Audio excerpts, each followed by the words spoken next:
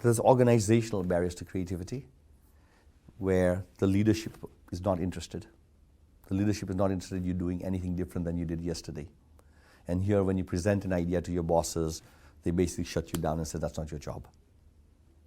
That is the biggest killer, where the organization is not trusting people to suggest what else we can do and what else we can do better.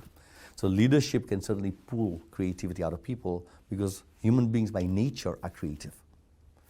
Now there's a second problem, unfortunately, is we have been trained over the last 30 years, 40 years of education from kindergarten onwards, where as little kids we're incredibly creative.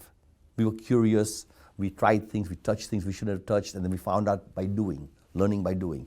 But every day as we grew older, our parents were saying, careful, careful, careful, and we started following the rules. As we followed the rules, we knew you don't get punished for it. You don't get in trouble for it. But guess what? If you follow the rules, nothing different is going to happen than yesterday. So you've got to start breaking some of the rules. But breaking the rules have been taken out of all of us because breaking the rules you get penalized for. In innovation, you have to break the rules, right? And so you've got to create an environment which is kind of safe for people to break rules and you don't get in trouble for it. So what are those environments for breaking the rules? And where can you actually encourage people to do this kind of things, to break things? And there are organizations who will say, look, you'll get promoted if you eliminate your job. Now that forces you to think differently. There are organizations who will say, this is your job and that's what you're supposed to do. No creativity. So creativity comes from demanding it from people. We have it, it's in us. And then when people do come up with ideas, you can't say, you got to basically say, that's interesting. Did you think about this or that? Why don't you go talk to Jack or Jane or somebody else and they might be able to help you. So creativity can be nurtured. It's inherent, it's intrinsic, and then it can be nurtured to be brought out of all of us.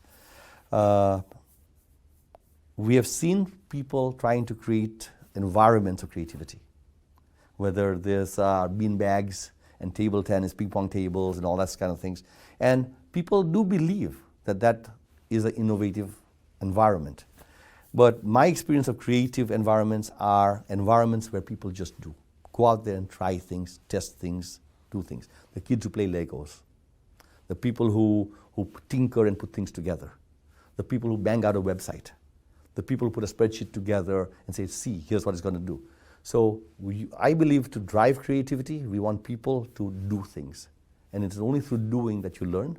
And you got to iterate it and repeat it and then allow people time to fix it one more time. And that's how creativity, I think, can be increased.